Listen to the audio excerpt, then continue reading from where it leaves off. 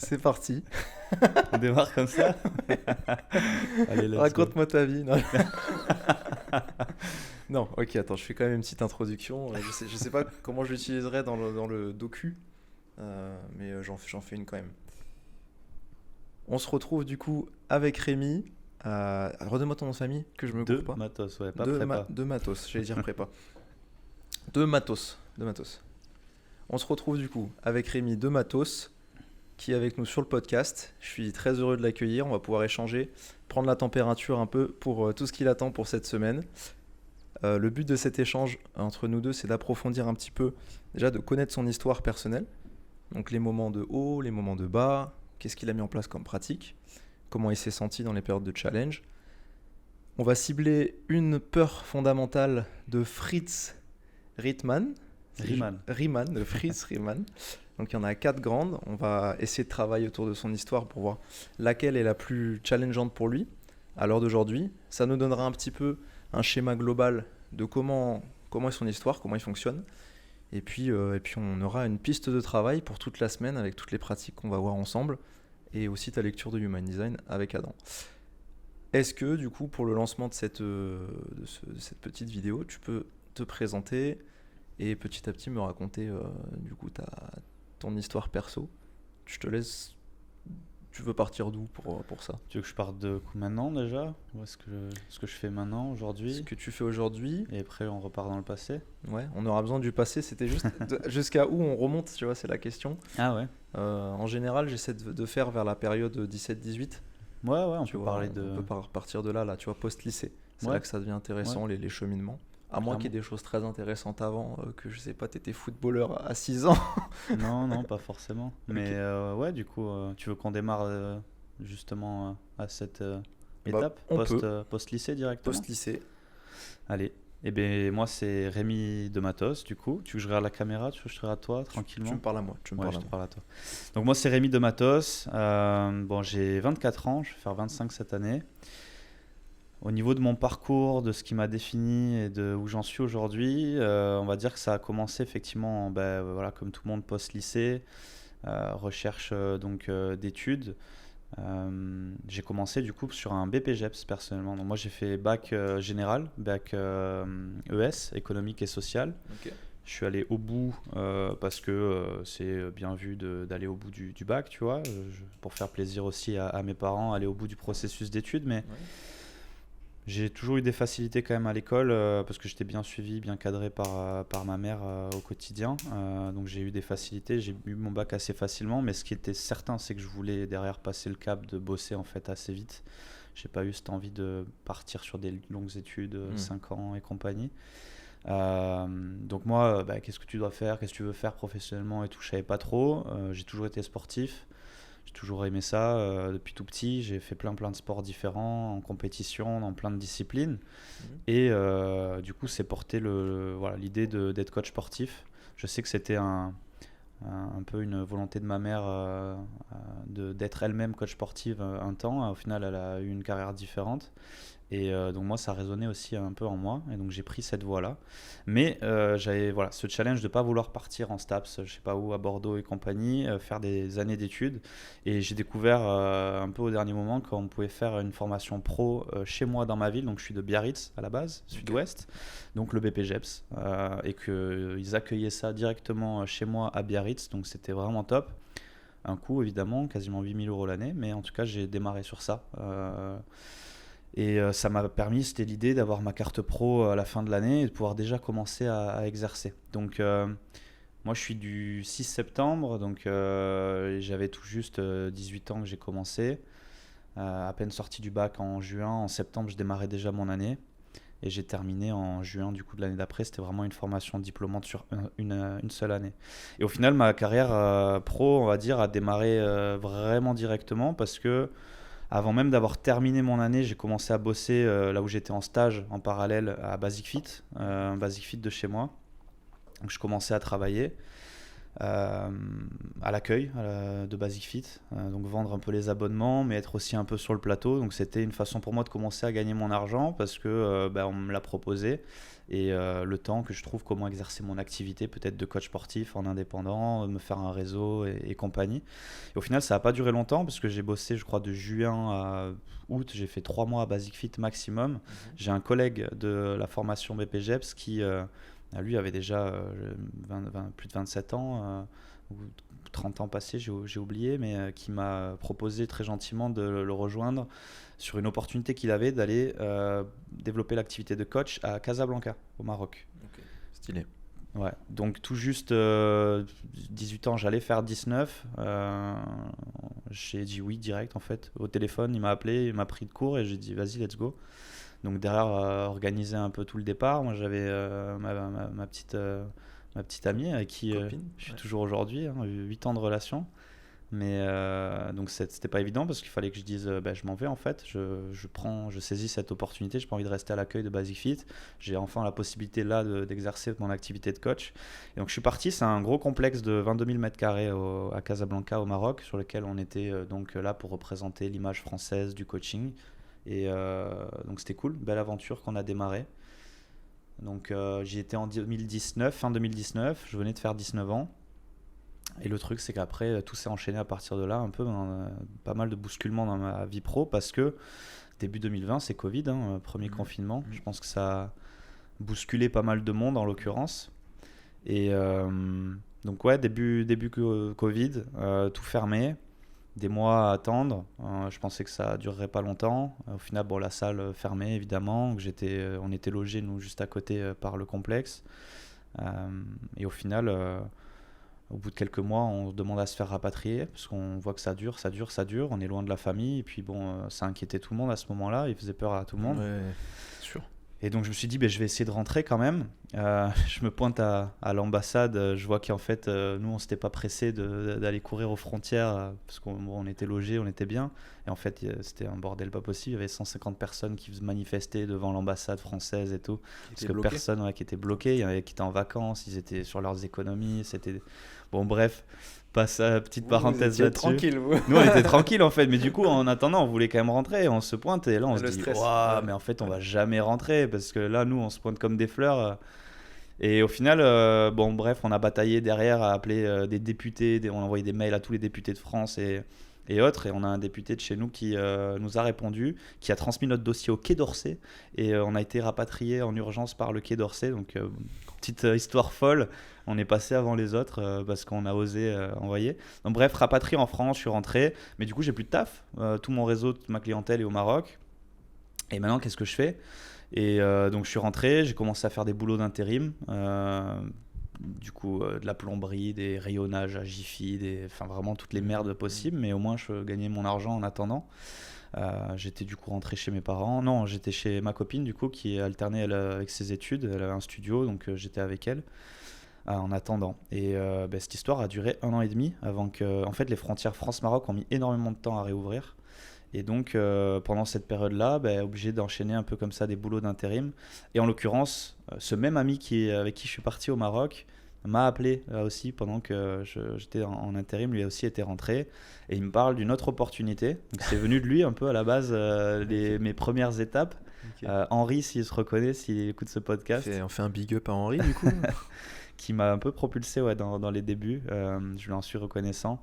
Mais c'est une histoire assez folle, du coup, qui malheureusement... en tout cas, ça m'a apporté beaucoup de compétences et autres, mais il s'avère qu'à terme, ça n'aura pas été la meilleure des expériences. Mais en gros, il m'a parlé d'une activité, c'était une activité marketing de réseau, du coup, MLM, que j'ai pu démarrer. Okay. Sur en fait, du placement financier, retour sur investissement, une boîte qui était basée à Dubaï, qui faisait pas mal de choses. Donc moi je découvre ça, j'étais un peu sceptique au début, mais on avait une amie en commun qui a fait des millions d'euros, qui a changé sa vie du jour au lendemain avec cette opportunité-là, qui vivait à Dubaï. Eux la connaissaient bien avec le réseau d'amis chez nous. Elle avait déjà bossé avec eux dans le passé, ils savent d'où elle est partie, elle n'avait pas d'argent, et là, gros changement de vie. Et donc, moi, ça m'a porté à regarder quand même plus sérieusement. J'ai vu des présentations de sa part de l'opportunité. J'ai vu qu'il y avait quand même des belles choses à faire. Donc, c'était à la base surtout une notion de placement financier, retour sur investissement, avec des traders institutionnels et donc des beaux rendements. Tu peux parler du nom de la boîte ? C'était Omega Pro. Certains vont sûrement connaître. Ça a fait quand même un peu de bruit parce qu'il y a eu 3 millions de clients qui, je spoil la fin, mais on s'est fait scammer. Un gros scam Ouais, mais national. très bien fait, très bien ficelé. Aïe, aïe, aïe, 3 millions de aïe, clients qui se sont fait avoir. Ça existe. C'est des milliards qui ont été volés, vraiment. Ils ont eu une force marketing monstrueuse pour faire croire à tout ce qu'ils faisaient.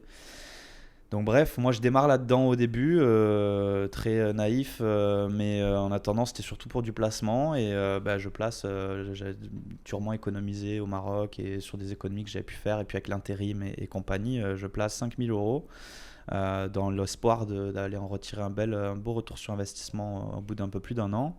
Et je savais qu'il y avait la capacité de développer l'activité en fait d'un point de vue marketing de réseau, donc t'en parles, tu fais des affiliations et tu as une commission.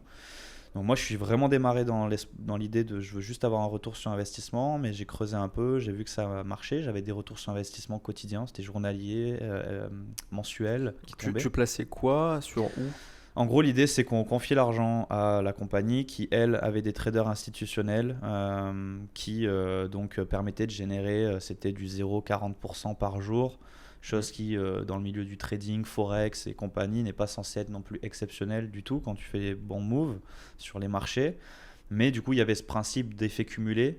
Ce qui était du coup un peu bizarre après coup, c'est que tous les jours, ils soient capables de générer ce même rendement dans l'idée, parce qu'on sait que ce n'est pas le cas.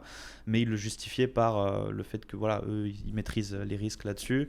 Et en tout cas, par effet cumulé, jour après jour, après jour, après jour, tu fais un effet boule de neige qui fait que sur 16 mois de contrat, et c'était mathématique, tu regardes, 0,45% par jour sur 16 mois, tu fais en fait du 300%, tu fais du x3 sur ce que tu as mis. Donc 1000 euros, tu en sors 3000 euros, donc tu fais 2000 euros de bénéfice. Bref, donc l'idée c'était de partir sur ces 16 mois, mais moi je voyais quotidiennement les intérêts tomber, j'ai fait un retrait pour voir et puis ça marchait, et donc j'étais de plus en plus convaincu, puis naturellement du coup j'en parle quand même à mon entourage, puis je vois que du coup je peux en tirer une commission, intéressant, ça me faisait toujours des revenus en plus de l'intérim, et donc j'ai pris de plus en plus au sérieux ça, j'étais de plus en plus convaincu. Et ça en est suivi un long travail de 1 an à en parler comme ça, à vouloir développer l'activité, à exploiter un peu mon réseau, puis en parler. Tu drives un peu les amis des amis et compagnie. Donc au final, j'ai monté une grosse activité dans ce domaine-là parce que j'ai monté une équipe sur 1 an et demi de plus de 1000-1500 personnes. Affiliés. Un réseau affilié avec des distributeurs, des développeurs. Je montais des conférences, des formations. J'ai vraiment développé le truc fort et c'était ma première expérience entrepreneuriale. Et en fait, à l'issue quasiment de tout ça, pendant que je développais ça, les frontières ont réouvert. Donc moi, j'ai pu repartir au Maroc. J'avais encore ma valise et tout là-bas. Ça faisait 1 an et demi que je n'avais pas pu repartir. Moi, j'avais toutes mes affaires au Maroc. Donc je repars développer le coaching en 42 heures semaine, en plus de continuer cette activité qui commençait à bien marcher. Okay. Bon, voilà, c'était du boulot monstre, mais je savais pourquoi je le faisais. Je sais que je rentrais des coachings, il était 21h. Je courais parce que j'avais une conférence à démarrer de présentation, c'est moi qui les animais. Je faisais des lives visio, des gens invitaient des amis pour présenter l'opportunité. Je me souviens que j'enlevais mon t-shirt, je mettais une chemise et je lançais le visio, je finissais à 22-23 heures. C'était un rythme de malade, je ne sais pas comment j'ai tenu, mais j'avais 20-21 ans. Donc t'étais jeune et dynamique. J'avais le jus terrible.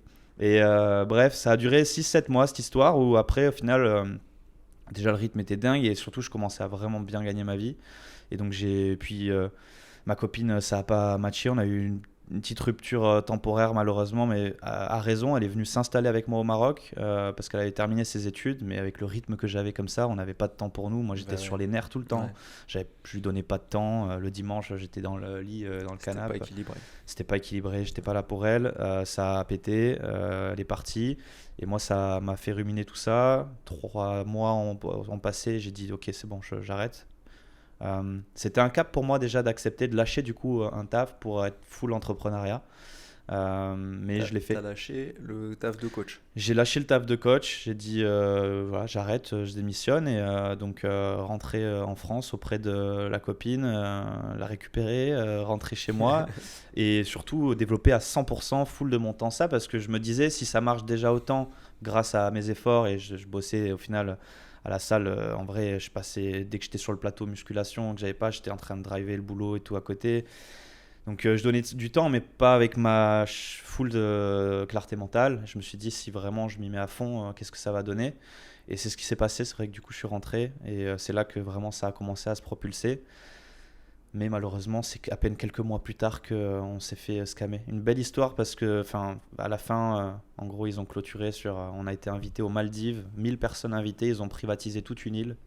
On était aux Maldives, on a joué avec des Ronaldinho, tous les joueurs, plein de joueurs de foot hyper connus. Moi, j'y connais rien au foot, mais je te donne des noms. Curanier, peut-être, vous connaissez. Je connais rien non plus, je vais pas t'aider. Il y en a qui vont sûrement reconnaître. Bon, Ronaldinho, tout le monde connaît, je pense. Tout le monde connaît. Il y avait Abidal, Arik Abidal, avec qui j'ai joué, français assez connu. Ils étaient invités sur l'île avec nous et en fait vraiment une semaine de folie all inclusive avec des événements, des trucs. On était 1000 personnes on faisait déjà 400-500 000 euros de chiffre d'affaires minimum chacun par mois. Donc moi ça tournait bien, ça tournait fort. Et en fait c'était un événement un peu final ils ont lancé un nouveau produit, nous on avait la hype, donc on a tous investi sur le nouveau produit qu'ils lançaient. Et en fait en rentrant, moi ça commençait à décoller fort.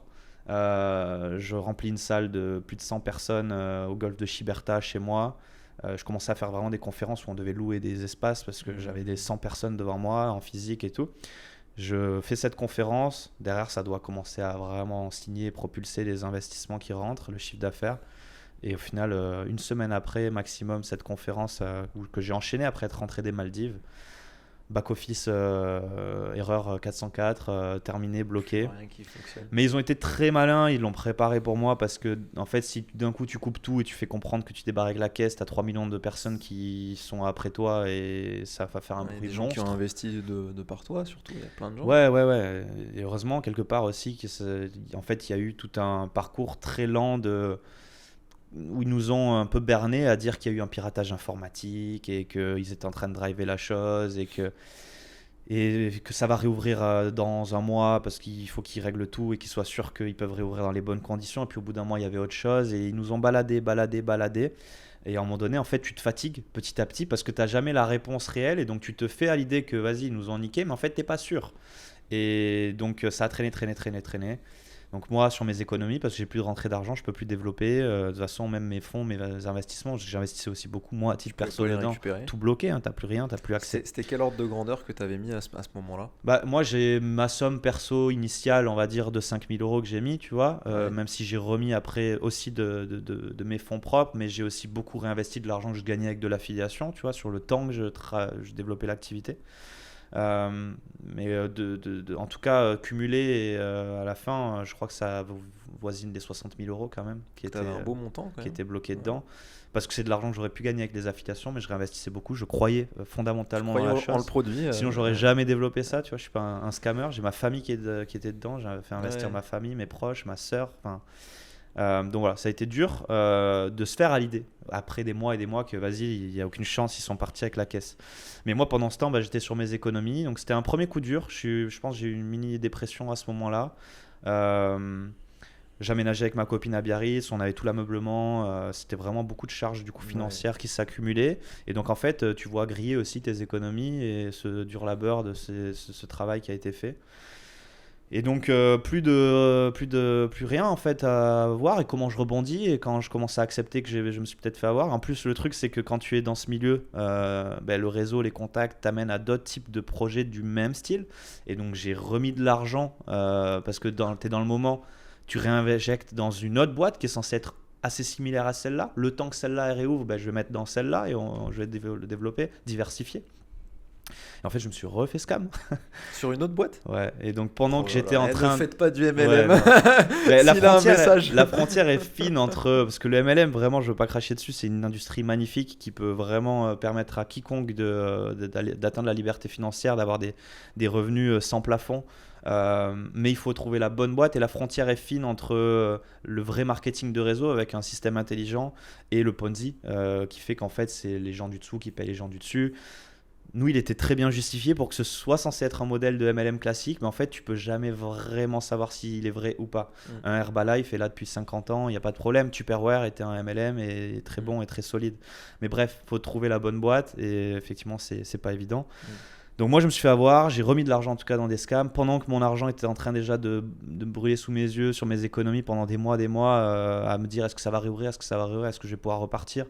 Et bien après je me refais perdre 7000 € dans un autre truc et en fait c'est vraiment la descente aux enfers là-dessus.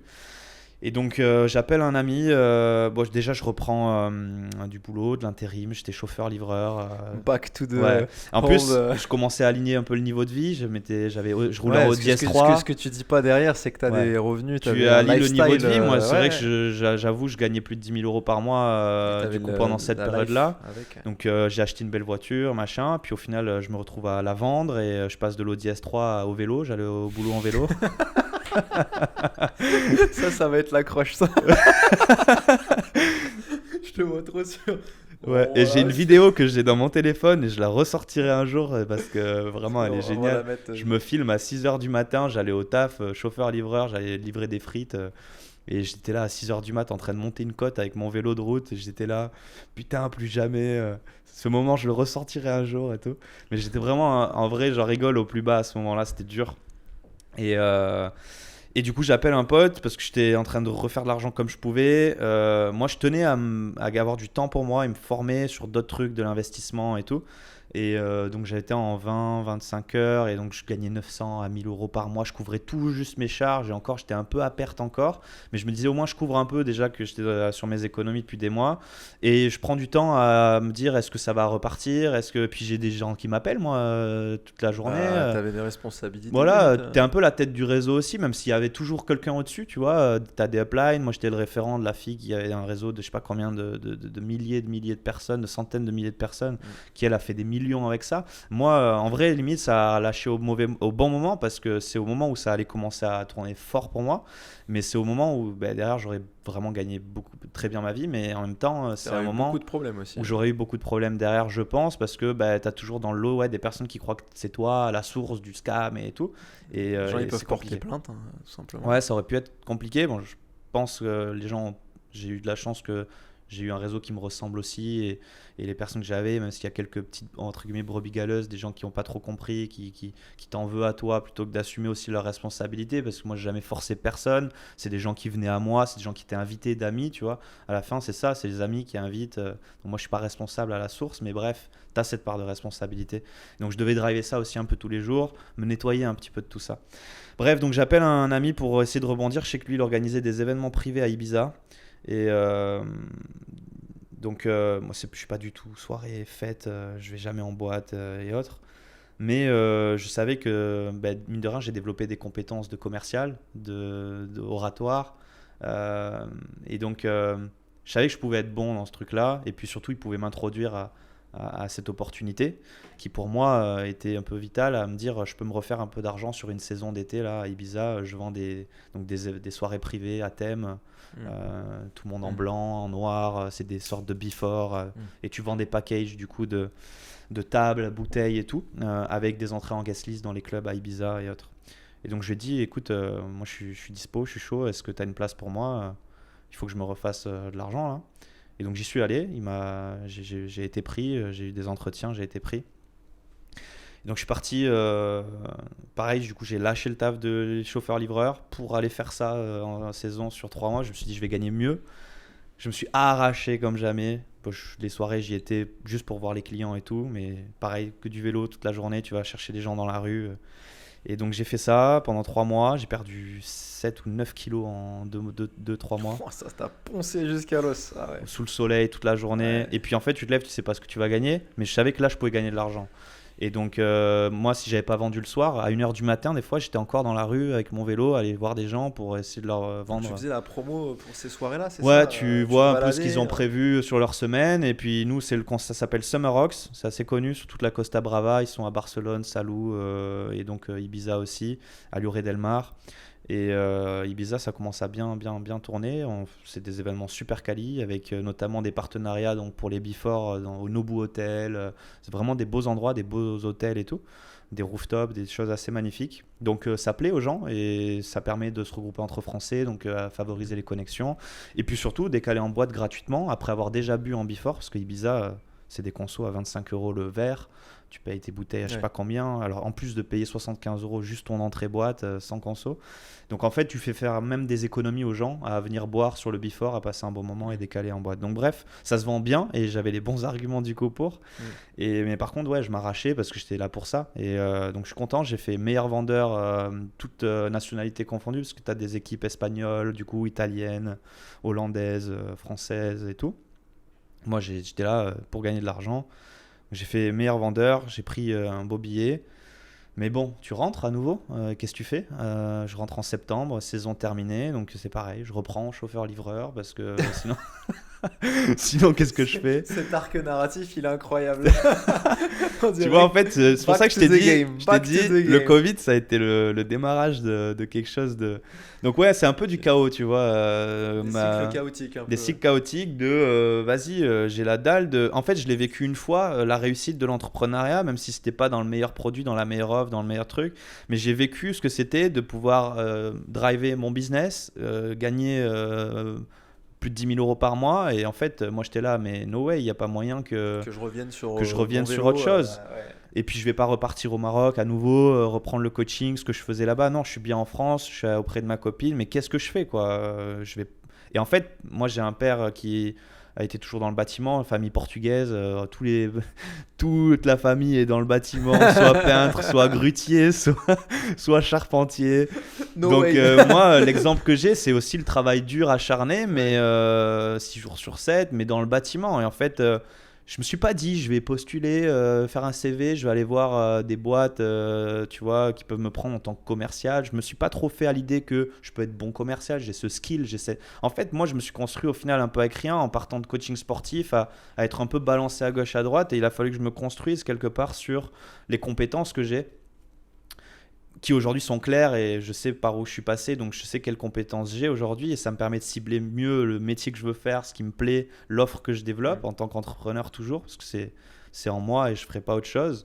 Mais au final, à chaque fois que j'avais rien, pour moi c'était tu vas faire du bâtiment, tu vois, tu vas balayer le sol et tu vas gagner de l'argent comme tu peux.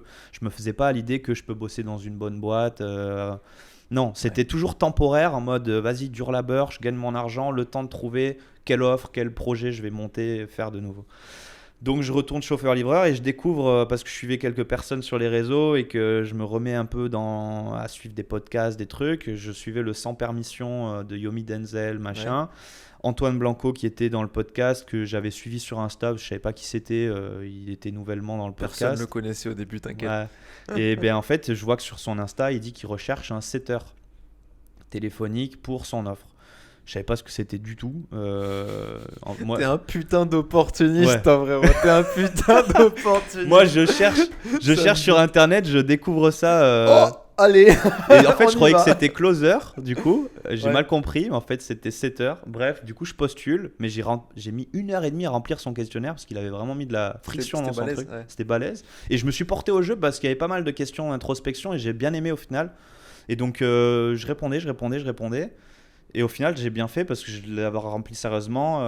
J'ai été rappelé. On a été 10 sur plus d'une centaine de candidatures à être sélectionnés. Au final, ça a bien fit avec lui sur un visio que j'ai fait avec lui.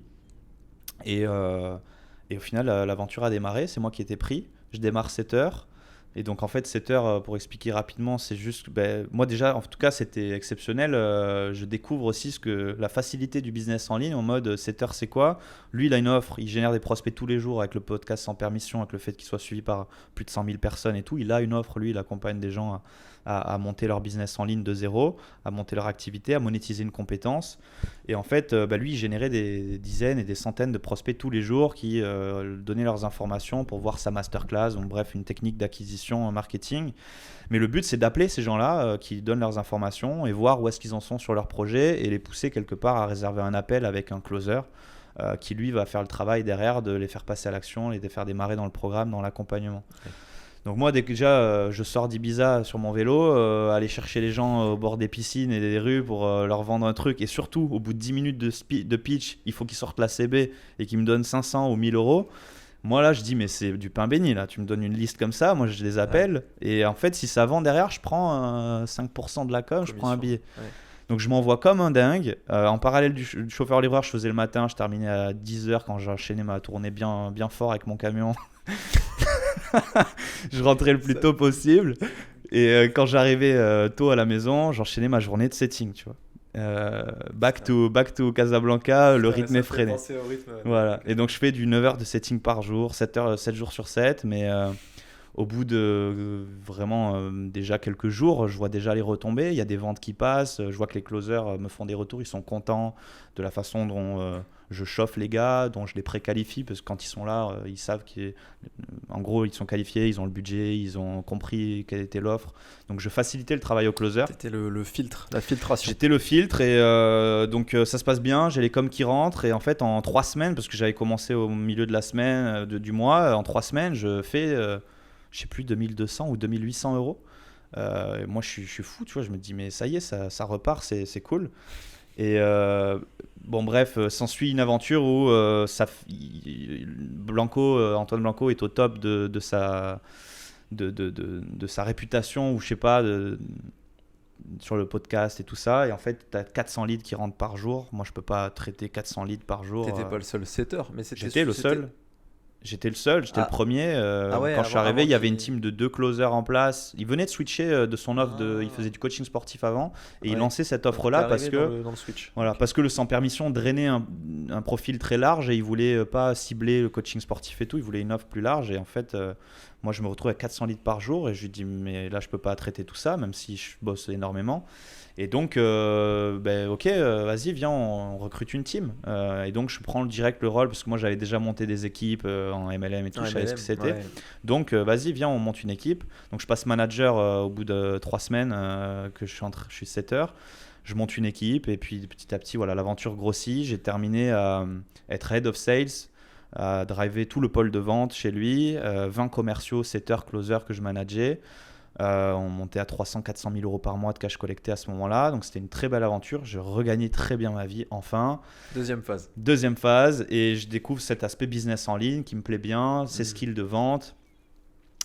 Et moi, je suis opportuniste, effectivement. Je vois que dans son business, j'étais aussi intervenant en live pour sa formation, pour ses clients. Et je constatais quand je les coachais sur le setting, parce que j'étais le coach en vente là-dessus pour les clients, je constatais que certains qui avaient des bons résultats commençaient à avoir besoin d'équipes commerciales eux-mêmes.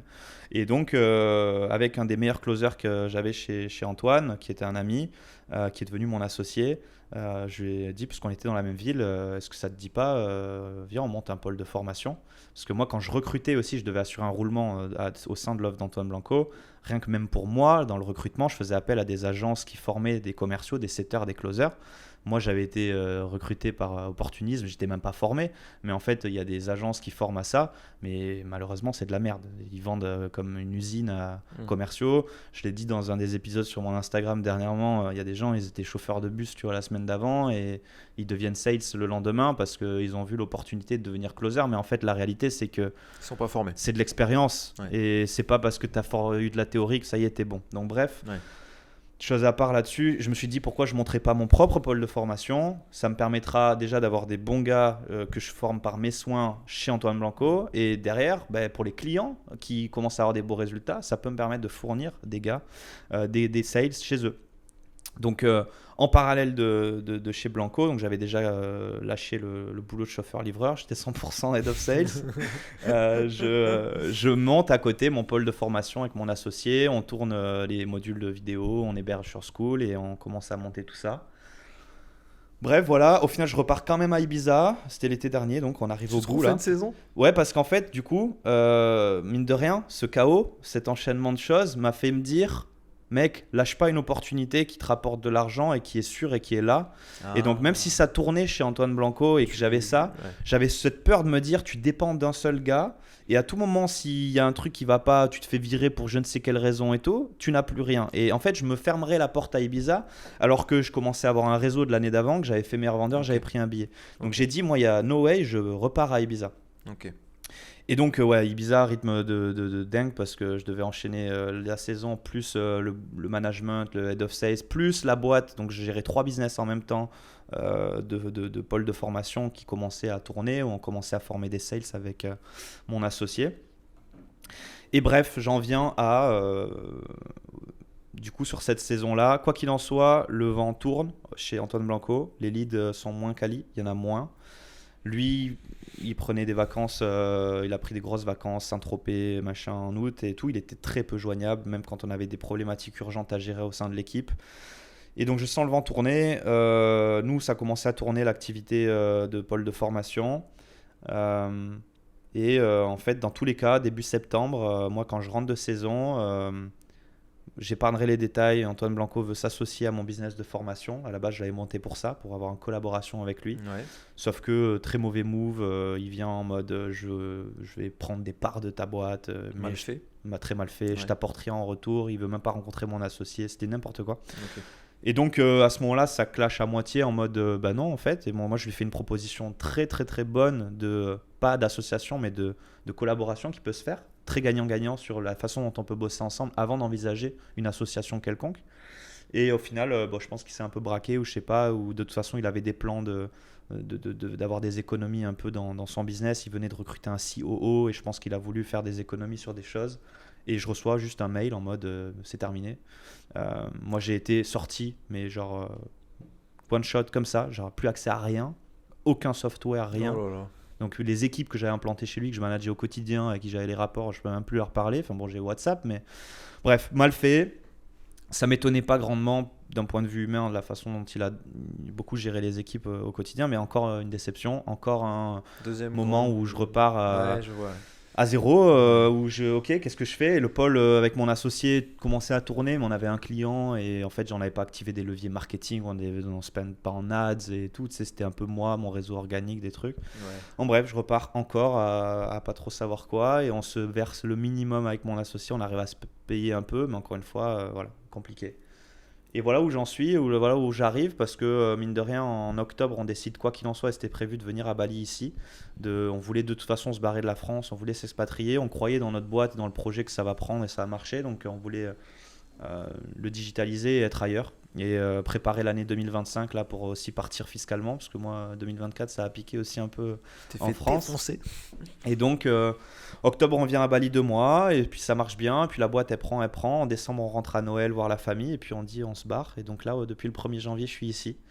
Avec encore des rebondissements, parce que j'ai arrêté mon association, Oh là là. non, mais en très bon terme, on a fait une belle aventure, on a suivi énormément de clients. Donc en fait, à terme, on prenait les rôles de Head of Sales dans beaucoup de business en ligne. On a bossé du coup avec d'autres têtes, des Loïc Bourget, on a eu plein de noms qui sont venus à nous de l'infoprenariat français, mais aussi du coup du B2B. On a pu ouvrir des branches comme ça, des boîtes en Suisse qui voulaient digitaliser leur activité, des cabinets d'assurance, des avocats, des trucs. Ok, super. Donc on a eu des belles aventures là-dessus, à prendre les rôles de Head of Sales, mais compliqué de monter des sales teams dans plein de business, parce qu'il aurait fallu développer notre pôle de formation, mais aussi le temps qu'on développe en Head of Sales. Et donc les enjeux d'une agence, et surtout dernièrement on commençait à se marcher dessus avec mon associé parce qu'on a délégué pas mal de choses au sein de l'agence et on a les mêmes compétences, donc on se retrouvait un peu à qu'est-ce qu'on fait, est-ce que lui il prend ses clients, moi je prends les miens, et ça nous permet d'avoir une trésor plus grosse, mais en fait d'avoir ces écosystèmes, moi les miens, ça a fait qu'on n'avait plus trop la logique de l'association, chacun se concentrait sur ses clients. Ouais, je vois. Et donc à un moment donné on s'est dit bon ben vas-y, autant stopper et on verra si on retrouve une offre commune plus tard. Donc voilà, j'ai stoppé, je lui ai laissé les clients qui drivaient lui de son côté, parce que dans les rôles, c'est lui qui les drivait, donc c'était logique qu'il les garde. Ok. Et moi, à nouveau, mine de rien, je suis reparti de rien, mais avec les compétences qu'on a accumulées et tout. Mais j'aime bien switcher, j'ai pas voulu dire non, je garde encore des trucs qui se justifient peut-être plus difficilement, donc j'ai dit je vais me démerder à trouver mes clients, c'est sur quoi on s'est mis d'accord. Et j'ai un client du coup maintenant, je me concentre que sur lui, je veux plus suivre plusieurs écosystèmes parce que je suis fatigué de tout ça, c'est là où on va en venir à ça. Et c'est pour ça que je suis trop content de faire ce podcast et l'aventure qu'on va vivre cette semaine, parce que j'arrive du coup un peu à saturation de tout cet enchaînement de chaos, de repartir avec du nerveux tout le temps et du stress à gérer en fait sur cette pression de l'entrepreneuriat, à bien gagner puis rien, puis gagner puis rien. Et donc là j'ai un client, ça se passe bien, il est content du travail fourni, il y a une belle croissance chez lui, je prends les appels de vente, je monte une équipe et je me focalise sur ça, même si du coup je sais que je pourrais prendre plus de clients et gagner plus d'argent. Mais pour l'instant je stabilise le peu que je peux faire chez lui et j'en suis content, ça m'assure mes charges. Et je suis en recherche d'alignement et de me dire, ok, prends un peu de recul maintenant, profite aussi d'être un Bali, parce que mine de rien, je réalise que depuis octobre, ça fait quasiment 6-7 mois que je suis là, que je suis la tête dans le guidon, dans le boulot, dans l'agence, dans le truc. J'adore le style de vie que j'ai ici, mais je me rends compte que j'ai perdu un peu cet alignement, que j'ai plus cette énergie non plus, je suis fatigué au quotidien. En fait, je sens que je suis j'étais sur un début de burn-out en fait, tu es tout le temps en train de repartir et j'ai jamais pris de vacances en fait depuis des années et des années. J'ai jamais eu des vrais moments off, un jour day off et encore t'arrives jamais trop à couper. Donc je pense que j'ai cette accumulation qui fait que, et l'énergie à Bali et les rencontres que je fais ici qui me portent à me dire ouais, vas-y, essaie de maintenant de prendre un peu de recul et de te dire qu'est-ce que t'aimes vraiment. Toutes ces compétences que j'ai accumulées, je sais que demain je sais faire de l'argent, il n'y a pas de problème, donc j'ai confiance en moi sur ça. Et la vie m'a montré que j'avais toujours de quoi rebondir et faire de l'argent de toute façon. Et donc j'essaie aujourd'hui de me dire, est-ce que tu peux pas prendre un peu de recul et d'essayer d'avoir ce juste milieu entre assurer le minimum d'argent, de charge, mais de l'autre côté, me redécouvrir peut-être un peu, comprendre ce que j'aime. Bon, je viens de te faire un monologue monstrueux. Mais mec, ça me fait grave plaisir parce que j'ai pas l'habitude de t'écouter parler. Ok. Et là, t'as bien lâché quoi. Ouais. Là, j'ai donné tout le contexte. Non, j'espère que j'ai pas perdu les internautes. Non, je pense que c'était hyper intéressant. J'ai noté un truc à un moment donné qui va rebondir, je pense, sur la deuxième phase. Mais merci pour le partage. Merci à toi. Parcours impressionnant. Là, je vais faire le gars de la chaîne télé là, qui fait le bilan. Non, je savais même pas la phase Antoine Blanco, tu vois. Donc je découvre en même temps. J'étais en mode oh, il a bossé avec, il a fait Head of Sales. Je crois pas que tu l'avais dit. Oui, parce que dit. Du coup, tu m'as dit aussi tout à l'heure que tu as fait vidéaste moi j'ai bossé. Alors lui, connais, on a fait une presta pour lui. C'était mon ex-associé qui s'était occupé de le filmer. Tu connais peut-être du coup Lucas d'Ampero qui bosse avec lui. Ouais, vidéaste. Je connais bien. Enfin, je connais bien Lucas. Nous, on avait un très bon client, c'était Clément Vanier. Ok. Dans l'infoprenariat français avec qui on s'est bien entendu et qui maintenant est à Dubaï et Lucas maintenant bosse un petit peu avec lui et Lucas c'était lui qui m'avait fait la passe, du coup j'avais été en contact avec lui, il m'avait contacté pour qu'on filme Antoine à Paris. Bref, mais du coup je connais ce game là parce que moi aussi avec l'agence pendant un an là à Paris on avait Taylor Chiche et Silouane avec qui on bossait pareil, on a eu toute une péripétie avec eux donc c'est intéressant et Antoine j'avais juste une prestation et je savais qu'il était pas loin. Donc ouais, je savais pas l'histoire, mais elle est passionnante. Et même l'histoire de MLM juste avant aussi. Et de voir ça, que tu l'aies fait très jeune, en fait, tu as quand même cut assez tôt les études. Tu t'es dit, nique sa mère, je vais charbonner. Donc même si tu as une énergie assez calme, en fait, à l'intérieur, j'ai l'impression que ça bouillonne, mec. Ouais. C'est pour ça qu'on en parlera. Et ouais, j'apprends à mieux me connaître sur certains aspects, des choses que je commence à découvrir sur certains outils qu'on peut utiliser à mieux se connaître, mais ouais, je sais que j'ai ce feu en moi et puis surtout maintenant cette hargne de me dire aussi, mais mec, il n'y a pas moyen, je l'ai déjà fait, et puis à un moment donné, à quel moment ça va vraiment me réussir, et je cours aussi après des objectifs. J'ai l'impression qu'il y a une grande peur aussi derrière celle-là, mais parce justement, elle est assez concrète en vrai, parce qu'elle suit ton chemin de vie. J'ai l'impression, la peur, je l'ai noté là, c'était avec tes deux grands moments de chaos, finalement, si je le dis comme ça, MLM ou tu vois la porte dorée, tu te dis c'est trop bien, et on te coupe les jambes sous l'herbe, tu vois, des pieds. Une fois. Donc je pense que déjà, émotionnellement, physiquement, sur tous les aspects, tu dois le vivre comme une grosse déception. C'est des choses, on les vit et des fois, ça prend du temps de comprendre, ça prend des années de comprendre ce qui s'est passé et d'en ressortir quelque chose. Et si ensuite, tu te laisses pas le temps d'intégrer certaines expériences, souvent, ce qui se passe dans la vie, c'est qu'elles reviennent à toi. Ouais, c'est ce que je me suis dit à un moment donné parce que je crois beaucoup en la loi d'attraction et donc parce que c'est aussi ce qui m'a ouvert beaucoup de portes souvent. Mais ouais, à un moment donné, je me suis dit, est-ce que t'es pas aussi un peu en train à voir un peu la vie par tes expériences comme je le dis, des fois je le dis, c'est un combat, c'est, tu vois, des mots qui peuvent résonner. Moi je ressens ça en tout cas quand j'écoute ton challenge. Avoir la vie comme un combat ou comme une jungle, tu vois, où il faut trouver son chemin et y aller. Et en fait, c'est peut-être ce que m'amène la vie au quotidien. Et c'est pour ça qu'aujourd'hui j'ai envie de prendre un peu de recul parce que je sens que mec, j'ai que 24 ans, mais j'ai vécu beaucoup de choses, beaucoup de challenges. C'est super. Et je sais pas si je pourrais. En fait, je sens que j'ai de moins en moins cette énergie c'est trop de me dire là si je dois repartir encore et dans je sais pas quoi, parce que chaque fois je pars dans un truc nouveau. Je sais pas si j'aurai la force, tu vois. Et du coup, ça me fait peur, ça, de me dire est-ce que j'ai plus la force ça m'est arrivé d'avoir des phases en mode vas-y, limite je préfère, alors que c'est pas du tout mon goal, Sur ton micro. pardon, c'est pas du tout mon objectif. Ça m'est arrivé de me dire des fois, tellement j'avais de la charge mentale, je disais à ma copine, vraiment là, limite je veux tout arrêter, tu me dis de passer le balai tous les jours, moi je suis content. Celle-là, on la met comme deuxième accroche.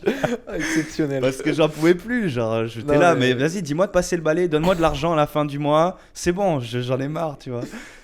Non, mais c'est trop intéressant parce que moi, du coup, je l'analyse avec plus de recul. Je vois, il y a des gens, ils pourraient s'arrêter à la surface et dire putain, t'es trop chanceux, t'as eu Antoine Blanco, t'as eu ci, t'as eu du Ouais. MLM, t'as eu tes 10 000 euros par mois très jeune. Mm. En fait, moi, j'ai appris que c'est bien, mais ça crée des.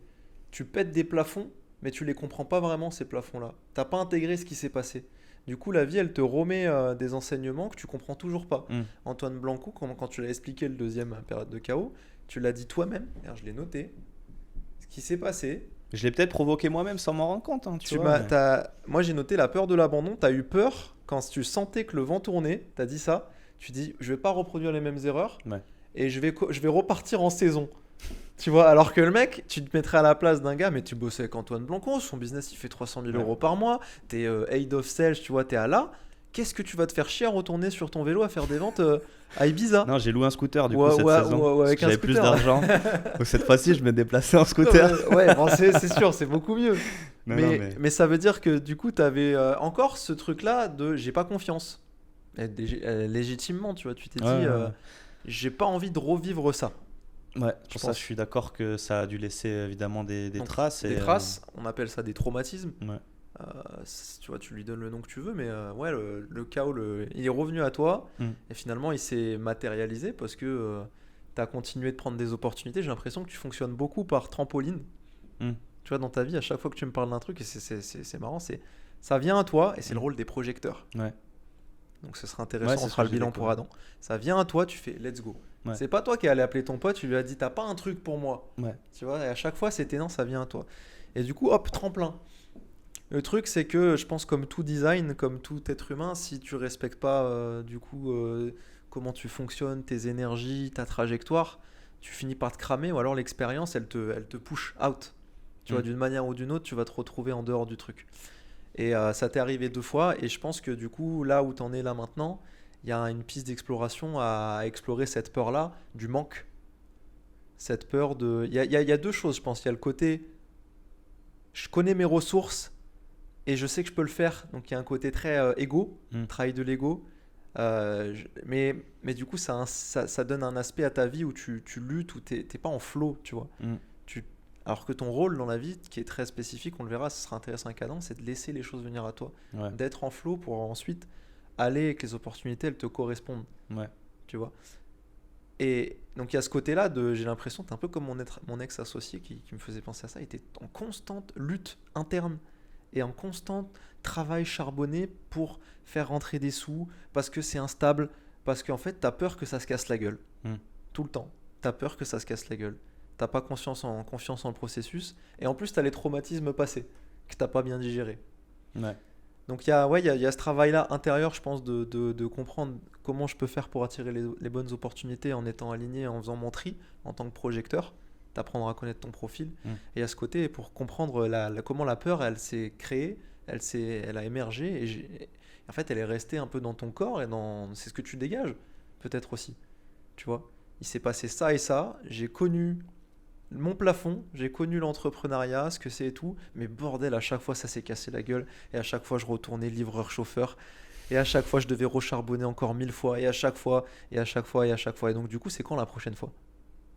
Ouais, c'est clair. Tu vois, j'ai l'impression, c'est ça. Et c'est pour ça qu'aujourd'hui, je me dis, est-ce que ouais, je peux pas juste capitaliser sur mine de rien des compétences que j'ai développées et créées à travers tout ça, parce que comme je te disais, moi je me suis construit, j'ai l'impression un peu avec rien, et donc je savais pas, ou j'ai jamais pris le recul de me dire c'est quoi mes compétences aujourd'hui, parce que j'ai sauté d'opportunité en opportunité, mais aujourd'hui ça en a créé des facilités, des compétences sur des choses, et je pense en avoir accumulé beaucoup maintenant sur plein de choses, et donc ouais, je me dis, est-ce que maintenant je pourrais pas prendre un peu de temps pour me réaligner et puis les utiliser derrière dans quelque chose qui fait du sens, que je construis de manière sereine, parce que je peux construire quelque chose sur du long terme avec ces compétences-là.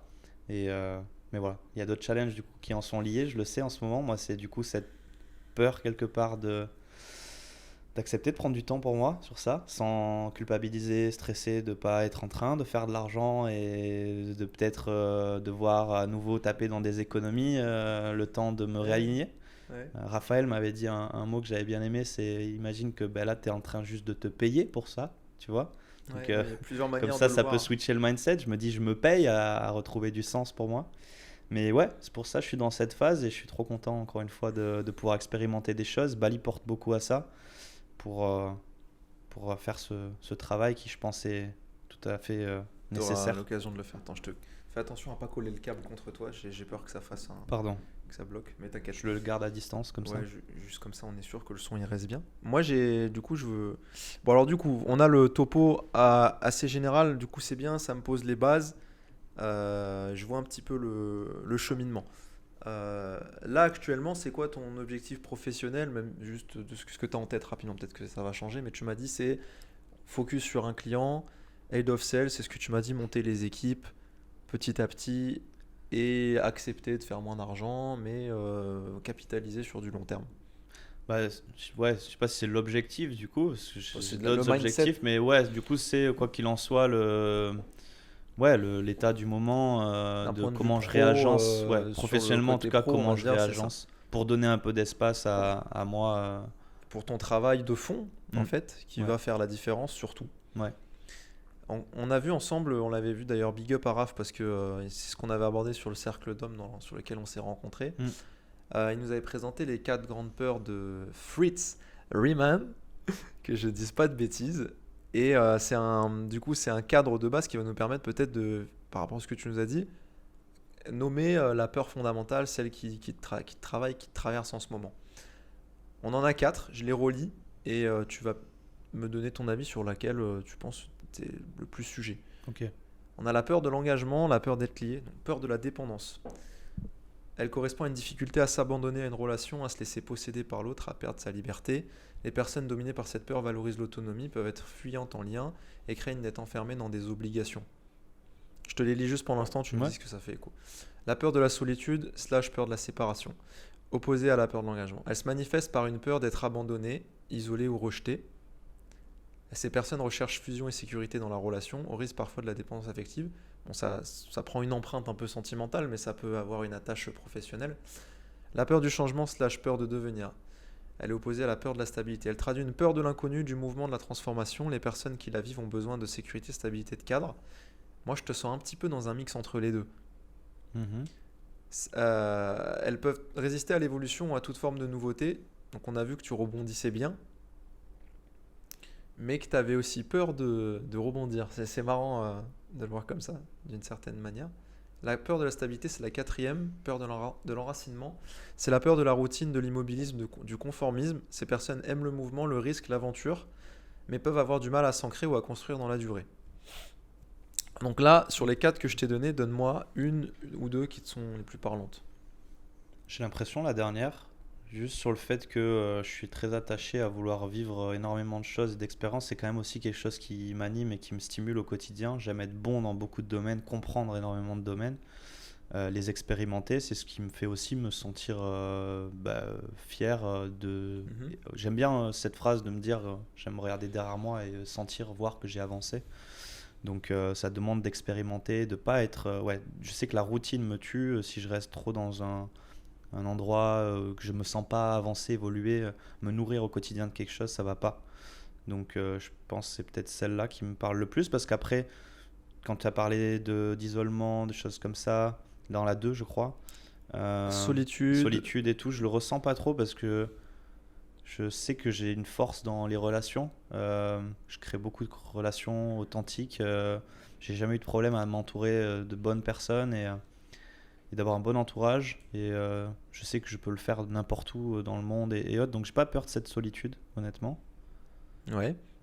Tu disais dans la 3 peut-être Attention, là, il le donne avec une thématique sentimentale, relationnelle, mais ça, moi, je l'entends plus d'un point de vue pro par rapport à ce que tu m'as dit, parce que tu m'as pas trop parlé de tes histoires amicales ou professionnelles. Tu m'as surtout parlé du professionnel, tout ce qu'on a dit. Tu vois ce que je veux dire ? Donc là, ton discours de vie, c'est beaucoup tes phases de chaos Et tes peurs, elles sont plutôt en lien à des changements pro. Ouais. Tu vois, bon, forcément, C'est ça vrai. implique de l'humain. Mm. Mais ce que ça veut dire, c'est que tes deux grandes phases de chaos, le MLM et Blanco, il y a quand même ce qu'on a pointé du doigt, c'est que t'as vécu un truc traumatisant et ça te génère une peur de le revivre. Tu vois, quand tu vis quelque chose qui a été dur, t'as peur de cette instabilité. Mm. Moi, c'est juste ça que j'ai Mm. pointé du doigt, ça a été instable là, j'ai touché le haut, ça s'est cassé la gueule. Ça veut dire que c'est instable. T'as refait Antoine Blanco, ça a touché le haut, poum, ça s'est cassé la gueule. Et ça donne Ouais. c'est des biais cognitifs, tu sais. L'instabilité, ouais. L'instabilité. du coup. Moi, Mais je la parle- 2, c'était pas ça. Et C'était la, ça la, la 2, C'était plutôt l'isolement, non en fait, on peut le relier du coup là, vu que c'est un contexte sentimental. Il y a un côté le 1, c'est peur de l'engagement, donc de la dépendance. Les personnes valorisent l'autonomie, peuvent être fiantes en lien, craignent d'être enfermées dans des obligations. Ça va, je pense que c'est pas trop elle. C'est peur de la séparation, je pense. Le côté que ça risque d'arriver, que ça va pas tenir, que c'est pas stable. Tu vois, dans une relation, c'est ça. Généralement, la personne, elle s'attache, elle est dépendante affective parce qu'elle a tellement peu confiance en elle et en la relation qu'elle va l'auto-saboter. Ouais. Ou alors elle va faire en sorte que la vie la sabote pour lui ou elle. Et d'un point de vue professionnel, parce que nous, c'est ce qu'on regarde, c'est ça qui a peut-être créé une crise de sens. Tu vois ce que je veux dire d'un point de vue pro? C'est qu'à chaque fois que tu engages des projets à fond la caisse... T'appelles ça la crise de sens? Crise de sens, on peut l'appeler crise de sens. Ouais, c'est intéressant. Tiens, moi, j'ai posé ce mot-là comme ça, mais t'engages un projet à fond la caisse, tu mets l'énergie, ça grossit. Chpa. Putain, encore. Tu vois, moi j'ai l'impression de ressentir ça. Et du coup, c'est pour ça que tu t'es dit, putain, on va calmer un peu parce que j'ai pas envie de revivre une troisième fois. Je sais pas, allez, je rebosse avec Yomi, je lui gère son machin et chou, Yomi se casse. Tu vois, et t'es là, t'es en mode à quoi je sers, quoi, en fait. Ouais. Pour ça, je dis, c'est quoi la crise de sens? Ouais. C'est quoi ton utilité? Ouais.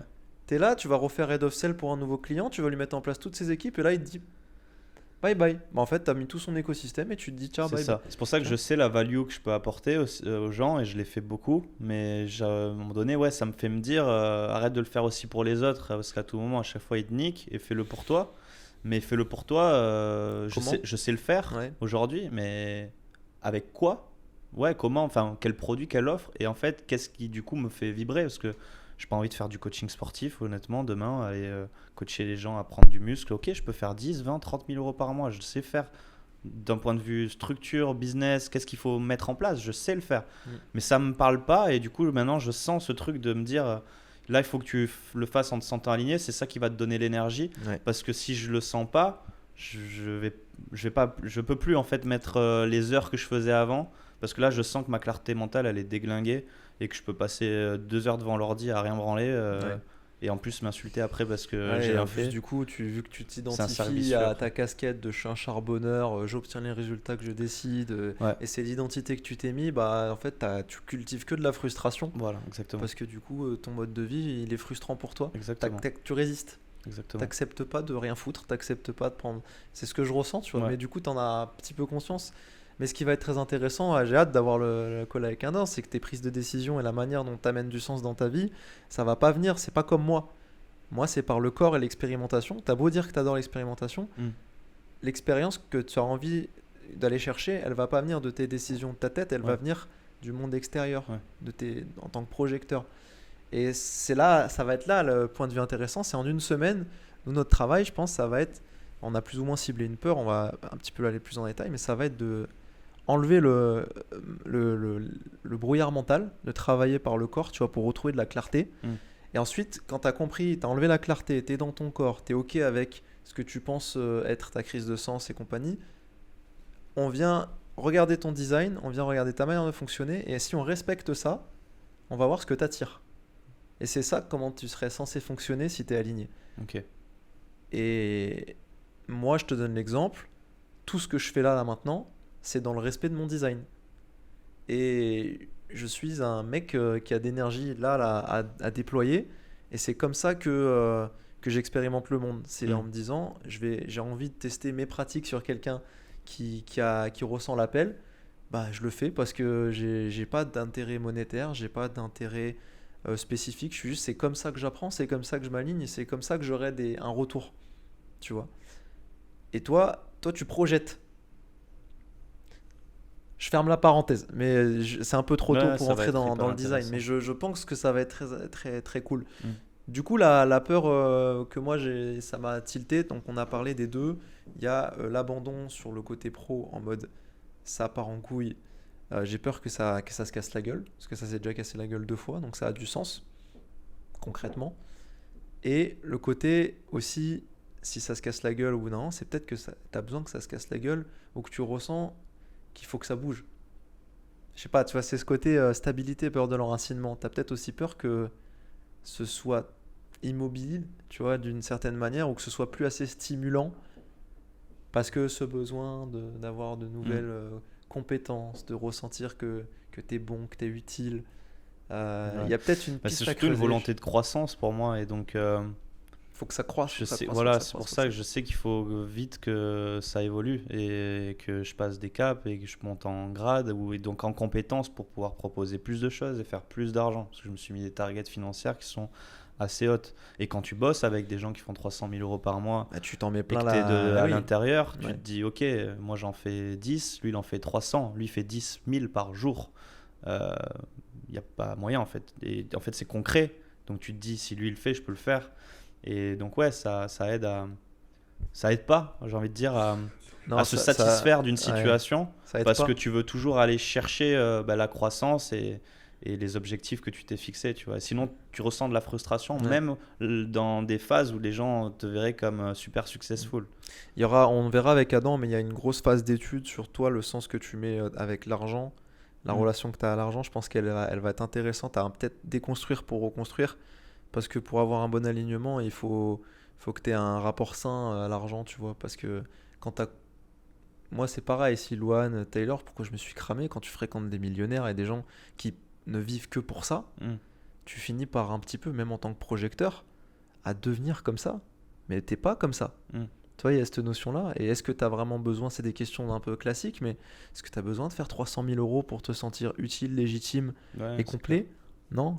Est-ce que tu as besoin de faire 10 000? Peut-être pas non plus. Enfin, tu vois, de se fixer des données, des critères qui ne sont pas les siens, c'est la première porte d'entrée pour à aller contre le mur. Donc, il y aura un premier taf de ouais, déconstruire sa relation à l'argent, réaccepter d'en perdre, mais c'est pas vraiment en perdre, c'est de l'investir autrement.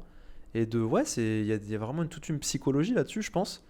Et dans ton chemin de vie, c'est un peu comme moi, hein. Moi aussi, je vis sur mes économies là, je reprends des coachings et tout, je fais tout petit à petit, mais franchement, les thunes, là, je suis pas. Au début, je veux faire une agence à 1 million d'euros et tout, avec mon associé. Là, c'est passé de on fait des 10K par Mm. mois à vas-y, stop, Nick. Si je fais 1000 ou 2000 euros à Bali et que je suis tranquille et que je peux faire ce que j'ai envie de faire et que je suis vraiment heureux et que je me réaligne, bah en fait, ce travail-là, sur 6 mois, il va me propulser sur les 10 prochaines années. Et c'est comme ça que je vois la vie. Ouais. Il y a des travails de fond dans des périodes dans ta vie où tu ralentis et tu te dis, mais pourquoi je fais ça? Et c'est en le faisant pleinement avec intention et compréhension que derrière, tu te dis, mais en fait, ça y est, j'ai compris un truc et je vais gagner une décennie, Ouais, complètement. tu vois. Donc, ouais, voilà, pour moi, la crise de sens, elle passe par les expériences qu'on a eues. Mm. Du coup, il y a une des questions que je pourrais te poser que j'ai pas abordé, c'est comment ton corps il a réagi à tout ça. Parce il y a toi, comment tu as rebondi, mais comment tu t'es senti dans ton corps? Qu'est-ce que tu as fait pour pallier, tu vois, à ce stress, Mm. à cette difficulté à Ouais. continuellement redonner l'énergie? Tu as eu des problèmes de galère, des périodes de galère avec ta copine, Mm. où ça s'est rompu. Enfin, tu vois, ça a gravité autour de ta vie, il y a eu d'autres problématiques. Ouais. Qu'est-ce qui s'est passé? Comment tu l'as ressenti? Comment Physiquement, tu du l'as coup, géré? Ouais. bah, je pense que je l'ai jamais trop écouté. Je sais pas en fait à ces moments-là comment mon corps agissait, réagissait, parce que je l'écoutais pas et que j'étais tellement juste dans le flou mental et la charge mentale de ne penser qu'au travail, à comment je vais rebondir et qu'est-ce que je vais mettre en place. Et en plus, justement, on le verra, mais je suis quelqu'un de très en plus mental qui se pose beaucoup de questions, qui Oui, réfléchit tes beaucoup. deux centres, ils sont là. Voilà, donc du coup, j'étais, je pense, noyé dans ça. Et donc, je sais pas, j'ai pas écouté mon corps, je sais pas ce que ça donne. Par contre, je sais que dernièrement, des signes, oui, sont survenus. Je pense de stress, de désalignement, de ces choses-là depuis du coup ces derniers mois. Notamment du psoriasis, je crois que ça s'appelle. Psoriasis. Ouais, psoriasis. Psoriasis. moi, c'est souvent au Sur le niveau cuir du chevelu. cuir chevelu, dans la barbe. Et donc, c'est souvent C'est de la somatisation. c'est souvent du stress, voilà, Ouais. qui en ressort. Mais après, moi, j'ai évacué je pense, dans le corps, au niveau du corps et du physique, par le sport. Parce que j'ai toujours fait du coup beaucoup de sport. Mmh. Donc voilà. Après, les synonymes, je sais pas, mais oui, ce stress et cette nervosité aussi, je pense qui en ressort. Je sature vite des choses et c'est des fois et souvent ma copine qui en pâtit. Parce que dans l'environnement où je suis, je garde pour moi et j'avance et tout. Mais à chaque fois, la saturation, moi je je l'ai à la maison. Cette impatience, cette frustration, je pense, qui s'accumule, qui peut ressortir du coup, peut-être comme ça. Donc, ouais, du coup, il y a eu des. Et avec Je ta pense que c'est copine, sorti comme ça. plus précisément, comment. Parce qu'en 8 ans, c'est ça? Ouais, 8 Plus ans. d'ailleurs, joyeux Ça faisait anniversaire. 8 ans samedi, Tu ouais, m'as- ça tu faisait m'as 8 dit, ans ouais. samedi. Qu'est-ce Ben qui. ouais, donc il y a eu plein de phases aussi, et c'est aussi ce qui fait notre force aujourd'hui. C'est pour ça qu'on est aussi convaincu qu'on veut aller loin ensemble, parce que on a vécu toutes ces phases-là, elle a vécu aussi toutes ces phases-là avec moi, à tout lâcher, venir au Maroc, et, euh, et plein de challenges qu'on a pu avoir à gauche, à droite. Mais globalement, on arrive toujours à finir par discuter, échanger. Et je pense qu'on est tellement alignés dans la vision de vouloir avancer ensemble et de se dire, ok, on se connaît depuis le lycée.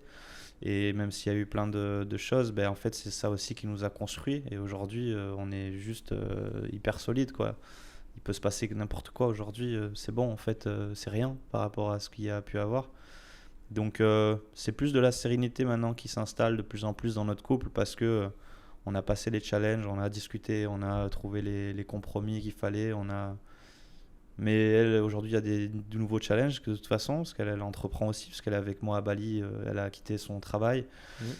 elle n'a pas de chômage, rien, depuis un moment aussi qu'elle est sur ses économies, donc je la soutiens financièrement. Donc il y a du stress pour moi en plus à driver Ouais. deux personnes sur ce sujet-là, mais elle a aussi son challenge de monter son activité et de découvrir ce que c'est l'entrepreneuriat et le stress de se sortir son argent et de monter son projet et plein de choses qui du coup crée aussi de la frustration chez elle que moi j'ai pas l'habitude de voir en elle et donc il faut que j'apprenne à le driver parce que je peux vite perdre patience aussi et donc c'est une nouvelle façon encore une fois de vivre, de communiquer pour avancer dans cette étape-là, d'être deux entrepreneurs à Bali et trouver aussi notre équilibre, nos moments de couple, ne pas parler travail et compagnie. Mais ça se passe bien et l'important c'est qu'on soit aligné, qu'on ait la même vision, c'est pour ça que ça tient. C'est ça qui fait notre force, je pense, aujourd'hui. Quand c'était vraiment dur, par exemple la phase MLM où tu t'es fait scammer, je pense tu m'as parlé d'une mini-dépression, je reviens sur les deux crises. Ouais. Comment tu t'es senti et quel a été son rôle très clairement ça, tu vois, comment est-ce qu'elle t'a soutenu, est-ce qu'elle a été là? J'aimerais bien voir ce qu'il y a des dynamiques à deux, tu l'as pas vécu tout seul. Ouais. C'est ça que je veux dire. Ouais, elle a toujours été là, je pense, en soutien moral au final et dans cette douceur qu'elle peut apporter de femme, tu vois, et d'amour. Donc de savoir que, ok, je vis ça, mais je suis pas seul, peut-être effectivement à le vivre chez moi en tant que célibataire. Donc ça fait passer à autre chose, on passe des moments ensemble de couple et donc je pense que ça m'aidait aussi à juste couper, penser à autre chose et réenvisager mes problèmes le lendemain ou tu vois ou en discuter avec elle. Je sais que d'en parler du coup des fois aussi ça permet d'évacuer Oui. et donc d'en parler avec elle, d'avoir quelqu'un avec qui en parler et qu'elle comprenne et que elle ait confiance justement aussi en moi et qu'elle me porte cette confiance là. Ça, ouais, je pense que c'est un moteur justement derrière, donc je pense que c'est certain même que j'aurais peut-être pas eu cette force de rebondir, relancer, d'avoir ce focus si elle n'était pas là au final. Bon, t'as eu un gros pilier, il est J'ai eu un toujours gros là pilier. et Ouais. faut de la gratitude pour ça. Ouais.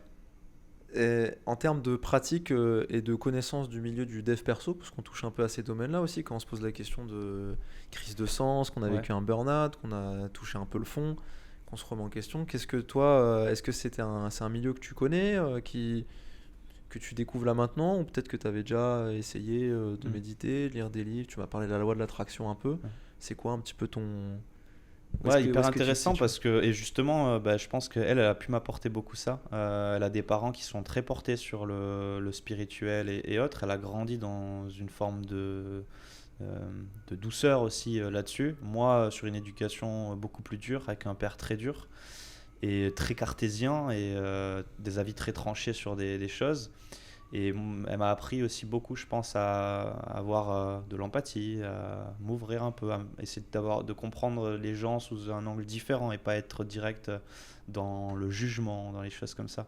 Donc je pense qu'elle m'a permis de m'ouvrir au développement personnel de cette manière-là.